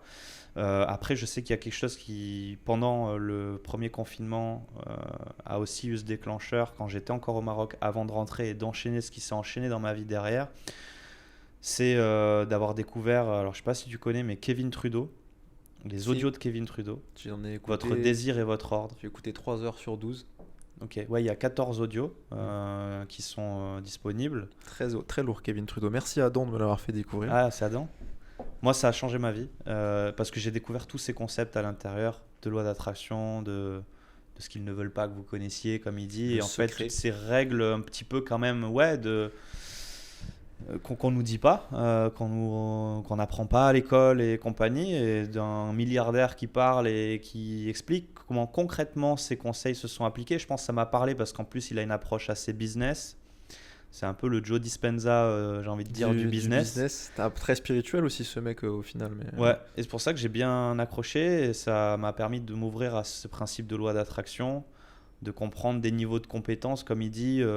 L'incompétence inconsciente, l'incompétence consciente, la compétence inconsciente, la compétence consciente. Il y a 4 niveaux de compétences, j'ai appris à les comprendre et à les appliquer. Et je pense que ça m'a ouvert à du coup pas mal de portes à ce niveau-là. Ouais. Et donc petit à petit, de comprendre que si ça marche, si ça tu n'es pas capable de l'expliquer précisément, mais que ça fonctionne, derrière tu t'ouvres à de plus en plus de choses, je pense. Mais là où je le pousse le plus, on va dire que c'est là, depuis que je suis à Bali. Parce que ça porte beaucoup à ça. Ouais, c'est sûr. Mais ouais, je pense avoir quand même une forme d'ouverture maintenant à beaucoup de choses quand même d'un point de vue développement personnel. En termes de pratique, ça t'a amené à explorer quoi ? Du coup, en termes de pratique, par exemple breathwork, la pratique spirituelle peut être large et variée, mais tu entends ce que tu veux dedans. Ouais, parce que j'y vois quand tu parles de pratique. Oui, moi je suis très dans le physique, mais il y a des gens, ça va juste être faire la vaisselle, tu vois. Ah, ok. Ouais. Mais oui, moi ce que j'entends, c'est plutôt en termes de pratiques concrètes telles qu'on les entend. Qu'est-ce que ça t'a amené à explorer quoi ? Il y a un truc que j'ai laissé beaucoup de côté, mais c'est j'ai toujours adoré le piano et je sais que j'ai une forme d'oreille. J'ai jamais appris le solfège et je suis capable de jouer du Chopin. C'est bon, on arrête le podcast. Ça fait hyper prétentieux ce que je viens de dire. Mais il nous lâche c'est que horrible. des punchlines depuis le début. Là, c'est bon, j'ai une 3e accroche. Je suis en train de me réentendre, c'est horrible ce que je viens de dire. C'est exceptionnel. Mais je sais que ça m'a fait un bien-être de dingue. Et en fait, quand je joue, c'est le seul instrument qui me fait vraiment quelque chose dans ce qui rentre en moi et les émotions que ça me procure. Et j'aime beaucoup jouer. Et ça me faisait une forme, mine de rien, de méditation quand je jouais. D'apprendre à être dans le moment présent, de se concentrer sur ce que tu fais, de ressentir la musique, ce que tu es en train de jouer, la pertinence des notes, la profondeur de la note, parce qu'il faut qu'elle sonne bien. Et du coup, ça m'a obligé à me connecter, à être dans le moment et donc de lâcher le mental. Donc je pense que ça a été une forme d'introduction, le piano, à ça aussi, quelque part, que j'ai pas gardé parce que voilà, et puis les voyages, et puis le travail et tout. Et j'ai un piano à la maison qui m'avait été gentiment offert le jour de mes 18 ans. Mais j'y ai quand même au final peu joué. Et j'ai pas entretenu ça, j'aurais bien aimé. En tout cas, il faudra que je le réincorpore quand je pourrai. Mais je pense que c'est une forme de méditation. Après, c'est plutôt du physique et donc breathwork, méditation et de la cohérence cardiaque, truc tout con, mais juste de prendre un peu de recul et d'apprendre, et ce que je suis en train d'apprendre en ce moment, à retrouver un peu de clarté mentale en lâchant la charge. Surtout que tu es très dans ta tête. Parce que je suis beaucoup dans ma tête, donc juste des choses qui me permettent de lâcher. C'est pour ça que tu vois, on parlait d'Oudara hier, qu'est-ce qui m'a fait du bien, donc avec plein d'activités et tout. C'est pas la musique, danser et tout. Ça a été un sound healing où j'ai dormi en fait. Tu vois, et je me suis réveillé et c'était la meilleure activité parce que j'ai dormi tout le long. Mais en fait, le mood que j'avais, il était génial. Non, mais Juste parce que j'ai lâché la charge je mentale. vois, mais là c'est lâcher prise, hein. On Voilà. en revient tous à là, à Ouais. ce grand mot. Euh, ok, du coup le piano, je note parce que ça permet d'affiner la semaine Ouais. et j'aimerais bien, avec ce que tu m'as partagé, qu'on trouve un endroit où il y a du piano, Ok. d'une manière ou d'une autre. Je sais pas, On aura le je veux voir ce qu'on peut le trouver. verdict. Est-ce que j'ai menti ou pas? Je veux voir le moment où Là, le il mec joue- il va s'asseoir, il Il va joue faire une bon, merde là. voilà, tu voulais du Chopin. Voilà mon gars, regarde ça, c'est les yeux fermés. Non mais oui, juste pour voir ce que ça restimule en toi, c'est surtout ça. Parce que moi par exemple, c'est la danse. Ça Mm. reste une pratique physique et tout, mais c'est la danse qui m'a permis de connecter à ça. Mm. Parce que, ouais, le côté où tu as la musique, en fait, c'est l'aspect musical. C'est pour ça le sound healing, je pense que t'aimes bien aussi. Il y a ce côté où ça vient titiller le côté imaginaire, le côté je lâche prise et je me laisse aller dans l'univers que propose la musique, Ouais. que l'univers que propose le piano. Moi, c'est l'univers que propose la danse, mais tu vois, c'est de par la musique, c'est souvent. Et l'art, il permet de redonner du sens. C'est pas pour rien que les gens très artistiques, ils ont vécu des grandes crises, ou Mm. alors qu'ils ont pondu des œuvres à des moments de pivot dans leur vie. L'être humain, il a cette capacité à ressortir de la beauté de par le chaos. Tu vois, c'est ça qui me passionne dans l'art. Ouais, c'est vrai. C'était l'aspect philosophique. Non, c'est vrai, c'est beau.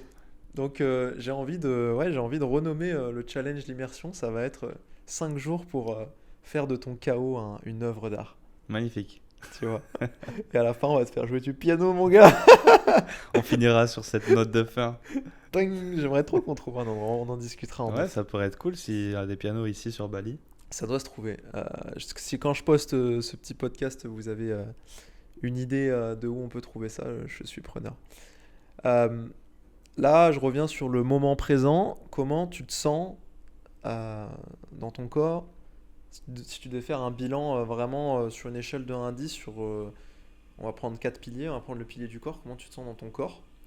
Ça peut être de inconfortable, agité à stable, serein et ouais, léger. Ouais. Comment tu te sens dans ta tête? Est-ce que toi tu es très dans ta tête aussi, en mode overthink, charge mentale, brouillard mental? Ou est-ce que avec tout ce qu'on échange là, tu vois une petite lumière, c'est ça, il y a de la Mm. douceur, il y a de la clarté, et de manière générale, tu vois. Mm. Après tu réponds comme tu veux. Bah, je trouve en ce moment une forme de petite sérénité à, en tout cas, euh, presque me féliciter de mettre de plus en plus d'énergie à prendre du temps pour moi et à essayer de voir qu'est-ce qui fait sens pour moi et donc d'aller instaurer cette clarté mentale que je me suis au final refusé à Mhm. avoir, je pense, en accumulant pas mal de choses. Après, dans les ressentis, je sais qu'il y a justement un beau travail de nettoyage quand même à faire, je pense. Parce que je sais qu'au quotidien, j'ai une petite forme de boule, tu vois, ici. Au niveau de Je la ressens gorge. très souvent le besoin, je le fais énormément dans ma journée, inspirer à plein poumon pour juste, tu vois, relâcher derrière. Ok. Vraiment. Et donc c'est pour ça que les travaux de breathwork et tout me font aussi du bien sur ça. Mais donc je sens une forme de pression ici Pression, souvent. ouais. Et dans la tête, ouais, cette charge mentale un brouillard et une forme de mal de crâne, quoi, tu vois. Rien Ok. que quand on masse un peu le crâne, la C'est tête, tendu sur les musculairement. massages, Ouais, ça me fait un bien fou, justement, parce ouais. que la nuque et le crâne, en fait, qui ramassent, je pense, avec cette charge mentale que je me mets au quotidien, que j'ai toujours pensé être normale. Et elle est, je pense, normale selon Elle mon l'est, type, ouais. peut-être, Elle l'est, mais ouais. je pense qu'il faut que j'apprenne à le gérer, parce que avec l'accumulation, ça fait pas des belles choses. Et en ce moment, j'ai vraiment mal au crâne. Ok. Bon, on a un bilan. On a un Bon, bilan. au moins, on a un départ qui est On a vraiment. un départ, non mais c'est bien, on prend ça comme repère. Tu vois, de base, physiquement, une sensation inconfortable, on va dire, dans cette zone ici, la zone du bas de la gorge. Peut-être dans le plexus, il est plus bas, donc vraiment en haut au niveau des clavicules. Plus charge mentale, / mal de crâne. Mm. Donc peut-être que tes douleurs physiques, elles se manifestent, elles se somatisent. Tu m'as parlé aussi du pso. Je sais pas où est-ce qu'il en est ton pso, mais il y a du pso qui traîne. Ah, ouais, je crois que j'en ai plus. Bali, mine de mieux rien, me fait un bien fou. Dès que je repars en France, j'en ai qui ressort à C'est mort. intéressant le pso.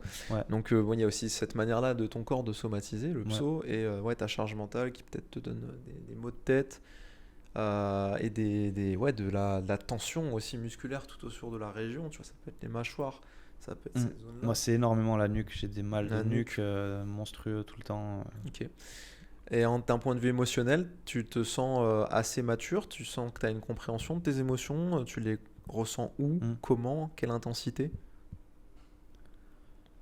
Je saurais pas trop dire parce que d'un côté j'ai l'impression de l'être quand même, de m'ouvrir à des choses, de mieux comprendre et justement d'avoir un esprit assez analytique, donc de comprendre vite ce qui va pas. Donc j'ai l'impression d'être assez développé là-dessus, mais en même temps je sais pas en fait, parce que je pense que j'ai beaucoup de choses à découvrir et que c'est bien beau de savoir que peut-être ça va pas, mais comment tu le travailles, comment tu le mets en place. Donc je pense avoir une forme d'ouverture à savoir qu'il y a des choses qui vont pas et de comprendre un peu la source. Je pense l'avoir dit moi-même quelque part dans ce podcast-là, un peu les sources et de savoir qu'il y a peut-être des problématiques, des peurs, des trucs liés à ça. Donc je pense quand même ne pas me voiler la face sur ces trucs-là. Maintenant, de là à le mettre en place au quotidien, de le travailler, de l'enlever, non, tu vois. Ça va être l'enjeu. Mon challenge est le tien. Mais typiquement, en fait, ce que j'entendais et que je voulais peut-être que tu essaies de me développer, c'est où est-ce que tu sens les blocages peut-être dans ton corps, tu vois, s'il y en a dans le corps. On a parlé beaucoup de la tête, ça peut-être que c'est vu que tu es un projecteur et tu as 2 centres très puissants ici. Moi, par exemple, je suis quelqu'un, j'ai rien mes centres ici sont pas ouverts, je suis hypersensible à toi. Tu vas me projeter tout ton overthinking et moi, mon travail, c'est de pas le prendre tel quel comme ce qui m'appartient. Moi, je suis là. Mon énergie, mon corps, mais je ressens les émotions intensément dans les parties de mon corps. Moi, c'est le plexus. Mes peurs, elles s'ancrent ici. Tu vois. Mais j'ai énormément d'énergie vitale et moi, j'ai un besoin d'ancrage très fort, de lâcher prise sur les émotions. C'est pour ça que je suis dans les pratiques corporelles, parce que je vis intensément par le corps.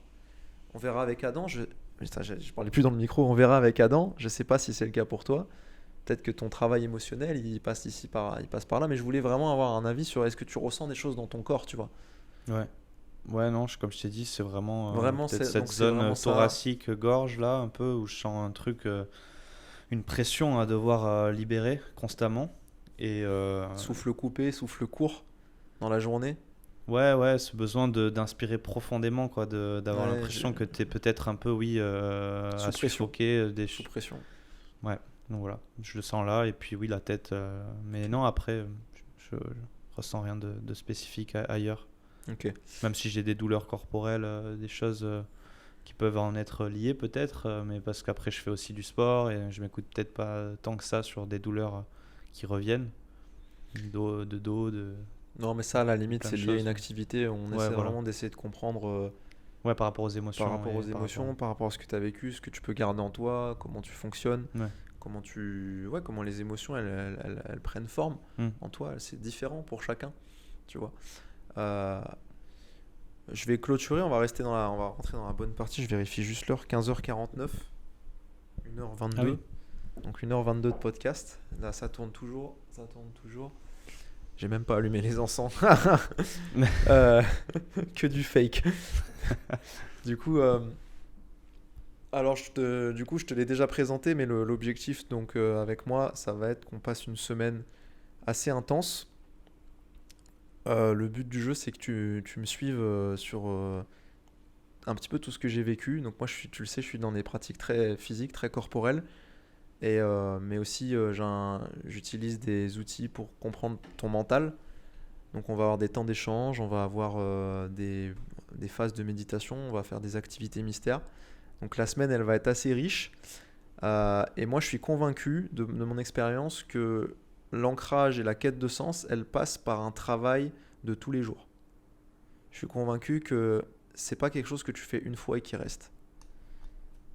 Il y a une phrase que j'aime bien, ce qu'on m'avait déjà dit, c'est mon cousin qui m'avait dit le jeu de la vie, il s'arrête jamais. C'est un jeu de tous les jours. Et ça m'a mis des claques parce que le moment où j'ai arrêté de jouer ce jeu-là, où j'ai fait que entreprendre, que j'ai lâché ma racine, tu vois, mon ancrage, mes routines, j'ai eu les contre-coups. Et les moments où j'ai eu les plus grands succès dans ma vie, où j'ai passé mon concours de prof, où j'étais le plus focus aligné, c'est quand j'avais des routines quotidiennes alignées avec moi.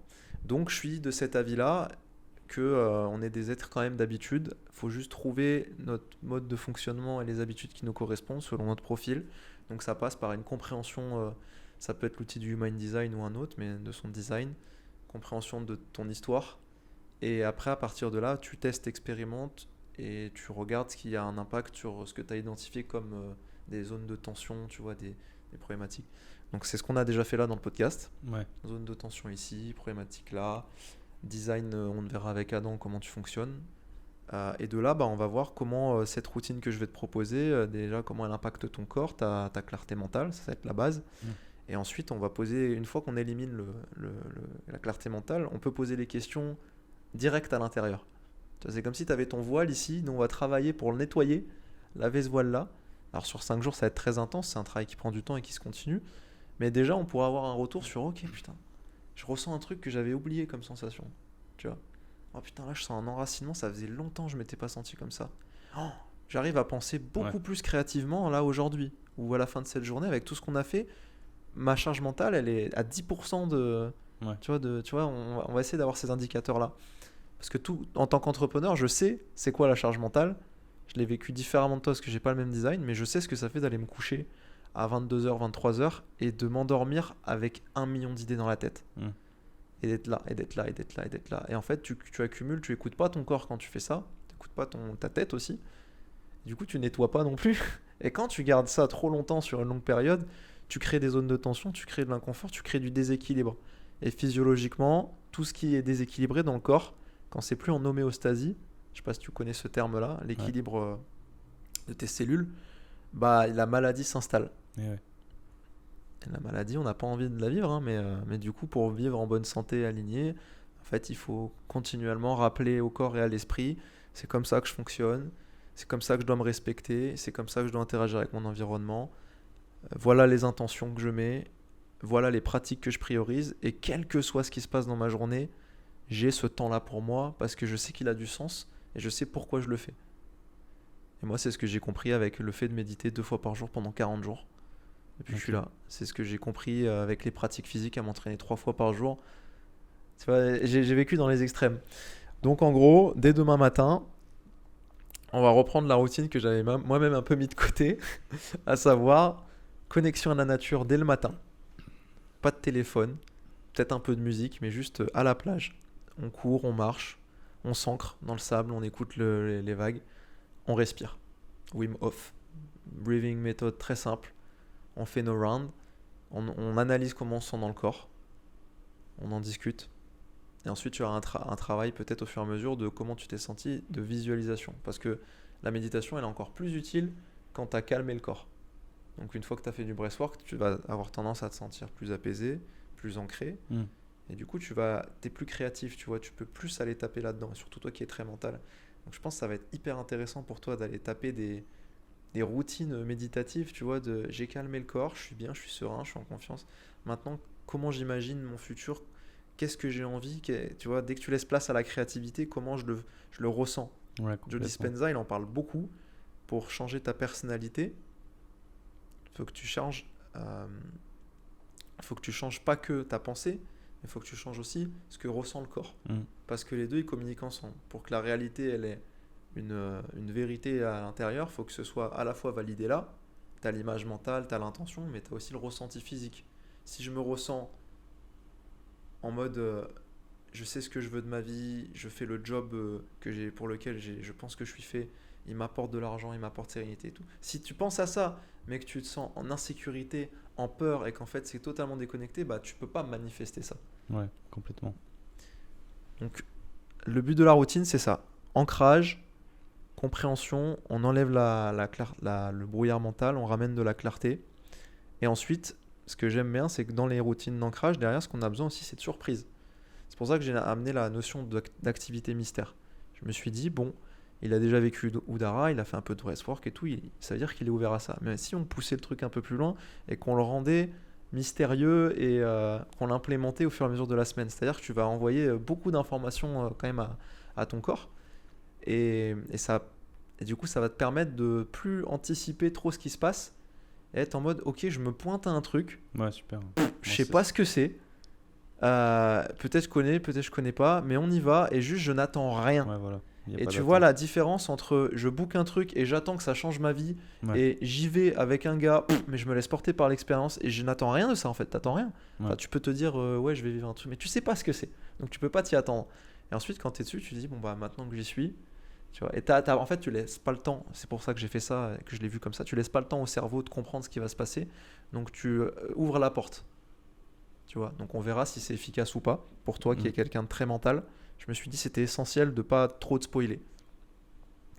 Trop bien. Et à la fin de chaque journée, bah, on abordera les thèmes de ton human design, les thèmes de la peur, et on essaiera de voir la clarté quand tu as plus de clarté. Qu'est-ce que finalement ça fait émerger de ta tête, si c'est ta tête qui parle, où est-ce que tu veux aller, et où va ta relation, où va ton travail, où va ta routine, où va ta vie Mm. finalement. Et l'alignement tel qu'on l'entend, il vient de ça, et il vient d'un positionnement continuel. Et moi, j'aime bien un mot qu'il a dit Adam la dernière fois. Il s'agit honorer tes énergies, honorer ta manière de fonctionner. Ouais, je vois. Donc, on va honorer ta manière de fonctionner pendant une semaine. Bah, trop hâte de voir C'est l'enjeu. tout Je ça. fais un beau monologue, moi aussi. Non, c'était très bien. C'est concret, mais ouais, donc trop hâte d'en savoir plus là avec Adam et pouvoir adapter la semaine en fonction. Mais ouais, sans attente, comme tu dis, Sans c'est attente. justement ce que je kiffe. Là, je vais me laisser porter et puis je suis sûr que je vais trouver les réponses. Sûr ou pas sûr, on s'en fout. Oui, De toute façon, c'est une expérience et elles viennent à toi. Tu verras à ton design, tu peux pas les provoquer. C'est très particulier à toi. Donc, moi, je sais pas quoi dire de plus. Ça, peut-être, à la limite, tu peux dire aux gens voilà, on a ton état initial, on a fait tout le contexte, c'est super. Peut-être, pourquoi est-ce que tu m'as fait confiance en un sens aussi? Parce que le contexte, on n'a pas abordé, mais ouais, moi, je t'ai juste envoyé un message vocal, ouais, mais je n'avais pas d'attente non plus. Genre, mon intention, c'était pas Rémi, viens avec moi. ouais, ouais, C'était complètement. mec, comment ça va? Ça dit quoi? Tu m'as dit il y a ça, ça, ça. Moi, je t'ai dit il y a ça, ça, ça. Tu m'as dit ok, let's go.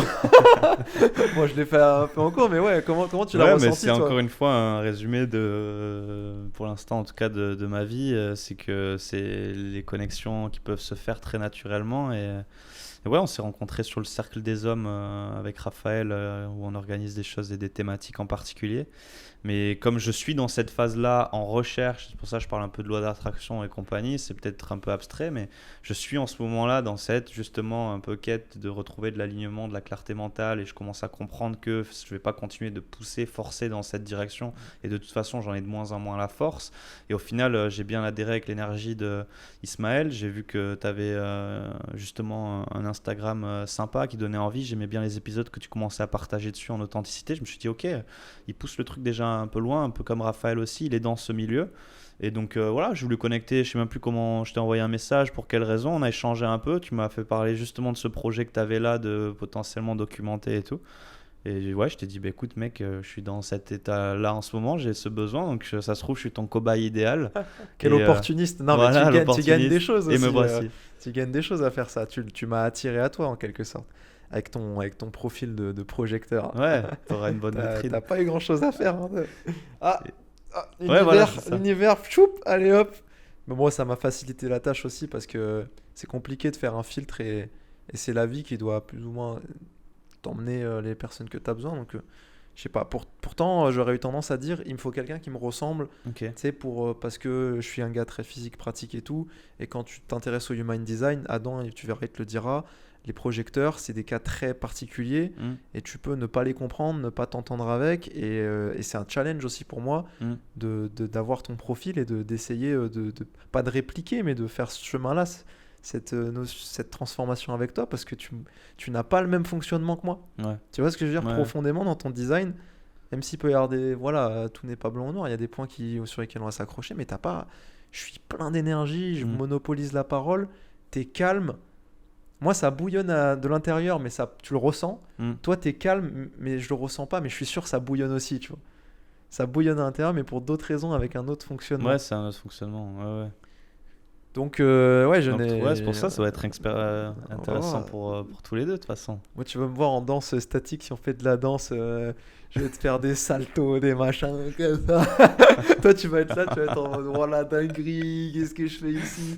Ça va briser des trucs en toi, mec, tu te rends pas compte. En fait, par le mouvement, forcément, tu lâches la tête. C'est ça qui est trop cool. Ok. Donc, on pourrait parler. Là, je t'ai spoilé un peu, mais on pourrait parler encore plus longtemps, mais on va couper ici. Je clôture. Si t'as une chose à dire, dis-le. Non, hâte. J'espère que le podcast était sympa, effectivement, digeste. Mais en tout cas, ça fait une bonne fiche de base et c'est pour ça que j'ai hâte de faire le bilan de la fin. J'espère que les gens auront hâte aussi de voir les retours d'expérience de ce qu'on va mettre en place. Une bonne semaine intensive. Merci, mec. Bon, mon pote, merci d'avoir regardé l'épisode. Merci, Rémi, d'avoir joué le jeu. Là, c'était hyper enrichissant d'avoir partagé ton parcours, même au-delà de l'immersion. Ton parcours, je pense qu'il va inspirer plein de gens parce que ils vont avoir envie de voir l'évolution, je pense. Donc, on se retrouve la semaine prochaine pour le compte rendu de tout ce qu'on aura fait. Allez. Et on verra bien ce qu'il en est. On se laisse porter tous les deux. Ça se trouve, c'est moi qui ai eu des trucs de fou aussi. On va se bagarrer, je sais pas trop ce qui va se passer. Je spoil rien. Il y aura pas ça se trouve, il y aura pas d'autres podcasts. Ça se trouve, il y aura pas. Ça n'aura pas marché en cours de route. Il va se passer une dinguerie. Non, j'en dis pas plus. On se retrouve la semaine prochaine. Namasté.